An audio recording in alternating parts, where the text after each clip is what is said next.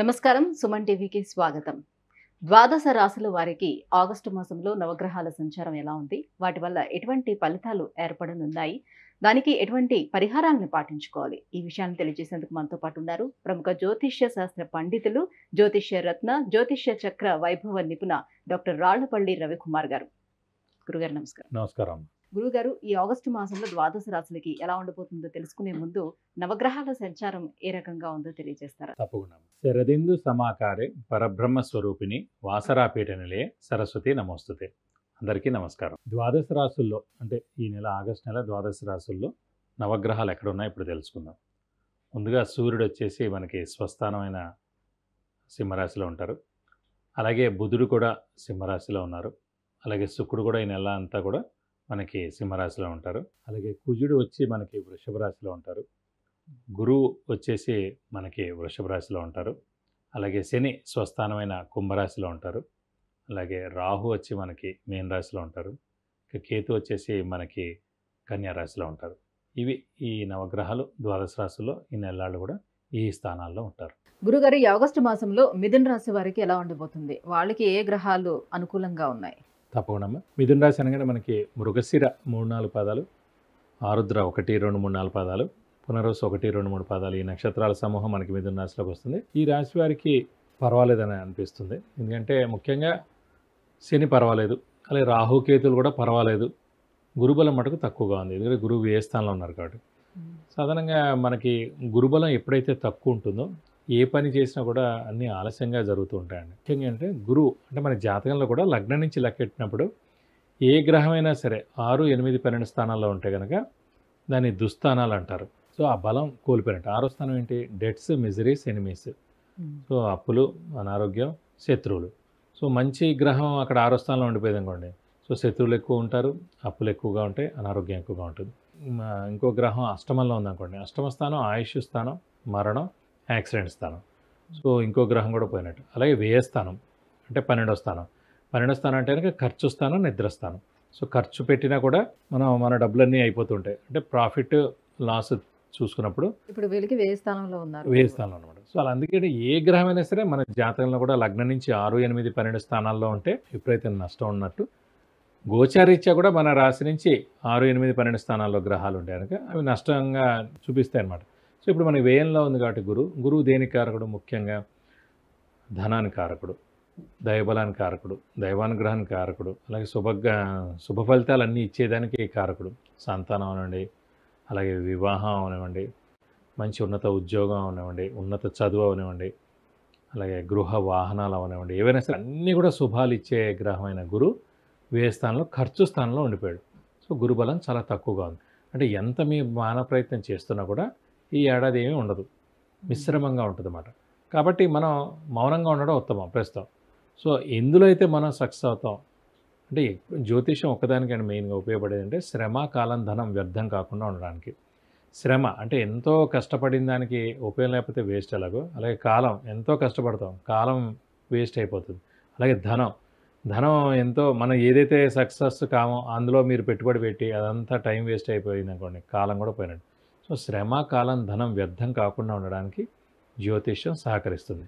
ఏ వేలో వెళ్తే సక్సెస్ అవుతారు, ఏ వేలో వెళ్తే ఎంత టైంలో సక్సెస్ అవుతారు, అలా ఎందులో పెట్టుబడి పెడితే మీరు సక్సెస్ అవుతారు, ఇవన్నీ కూడా మనకి చూపిస్తున్నాడు. కాబట్టి వ్యయ స్థానంలో గురువు ఉన్నారు కాబట్టి ప్రస్తుతం మీరు బాగా సక్సెస్ అయ్యే వృత్తిలో కానీ ప్రవృత్తిలో కానీ అందులో మీరు కష్టపడండి. అంతేగాని అక్కర్లేని వాటిల్లో కష్టపడడం, స్పెక్యులేషన్స్ జోలికి వెళ్ళడం, మధ్యవర్తిత్వం వహించడం, అనుకోకుండా వ్యాపారంలో ఒకటేసారి పెట్టుబడి ఎక్కువగా పెట్టేయడం, ఎక్స్పాన్షన్కి వెళ్ళిపోవడం, ఇవన్నీ చేస్తే కనుక ఖచ్చితంగా నష్టం చేకూరేందుకు అవకాశాలు చాలా ఎక్కువగా ఉన్నాయన్నమాట. గురుబలం లేనప్పుడు ప్రశాంతంగా మౌనంగా ఉండడం, ఎవరి జోలికి వెళ్ళకపోవడం, మాట తక్కువగా మాట్లాడడం, అలా చేస్తే సరిపోద్ది. శని బలం బాగానే ఉంది, సో ఉద్యోగస్తులకు బాగానే ఉంటుంది, ఆరోగ్యం బాగానే ఉంటుంది. శని బాగానే ఉన్నాడు కాబట్టి ఆయుష్ బాగుంది, ఇంట్లో పెద్దవాళ్ళు చిన్నపిల్లలు బాగుంటుంది ఆరోగ్యం.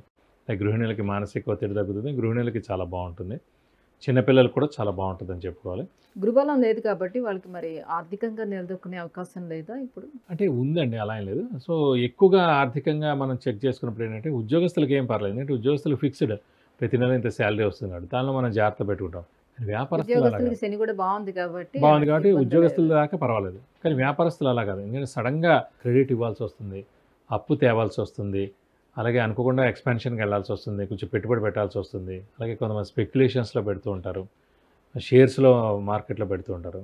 కరెక్ట్గా మనం పెట్టంగానే బాగానే ఉంటుంది అది, ఇక మనం పెట్టిన తర్వాత నుంచి అది రేట్ రాదన్నమాట.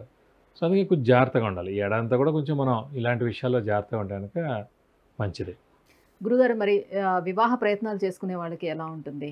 వివాహ ప్రయత్నం చేసినా కూడా అంత శ్రేయస్కరంగా ఏం లేదండి, మిశ్రమంగానే ఉంది. ఎందుకంటే గురుబలం లేకుండా అసలు వివాహం అది. కనీసం తల్లిదండ్రులకైనా గురుబలం ఉండాలి. ఎందుకంటే వాళ్ళు కన్యాదానం చేస్తారు కాబట్టి అమ్మాయికి అయితే కనుక వారికైనా గురుబలం ఉందనుకోండి కాస్త పర్వాలేదు. మిథున రాశి వారు ప్రస్తుతం అయితే గురుబలం లేదు. వాళ్ళ తల్లిదండ్రులకి ఎవరికైనా సరే 2, 5, 7, 9, 11 2, 5, 7, 9, 11 స్థానంలో గురువు ఉంటే కనుక వారి కన్యాదానం చేసే యోగ్యత ఉంది కాబట్టి వారి బలం రీత్యా ఈ అమ్మాయికి అవుతుంది. లేదు ఎప్పుడైనా ఒకటే అండి, ఎంత జ్యోతిష్యం ఉన్నా కూడా మనం మనస్ఫూర్తిగా రెడీగా ఉండాలి. వివాహం విషయంలో, అయితే సంతాన విషయంలో, ఒక గృహ విషయంలో, వాహన విషయంలో, ఉన్నత చదువు విషయంలో, ఏదైనా సరే మనం 100% పరిపూర్ణంగా కష్టపడితే ఖచ్చితంగా అవుతుంది. అందుకని మనది ఏం కష్టం లేకుండా అయిపోవడం అనేది అంత ఈజీ కాదు. సో కాబట్టి మానవ ప్రయత్నం మటుకు ఖచ్చితంగా ఉంటే కనుక కుదరచ్చు. నెక్స్ట్ ఏడాది జరిగేందుకు అవకాశాలు ఉన్నాయి. రాహుకేతుల సంచారం మిథున రాశి వారికి ఎలా ఉంది? ఎటువంటి ఫలితాలను ఇస్తున్నాయి? రాహుకేతులు మటుకు చతుర్థ స్థానం, దశమ స్థానంలో బాగున్నారు కాబట్టి ఉద్యోగస్తులకు ఏం ప్రాబ్లం ఉండదు. ఉద్యోగ విషయంలో బాగానే ఉంటుంది. ఎందుకంటే దశమ స్థానంలో రాహు ఉన్నాడు కాబట్టి అంటే కొత్త ఉద్యోగ ప్రయత్నాలు ఏమైనా చేస్తున్నా కూడా సఫలీకృతం అవుతాయి. చేసుకోవచ్చు, ఖచ్చితంగా వచ్చేందుకు అవకాశాలు ఉన్నాయి. దానికి గురుబలంతో సంబంధం లేదు, దానికి శని బలం ఉంటే చాలు.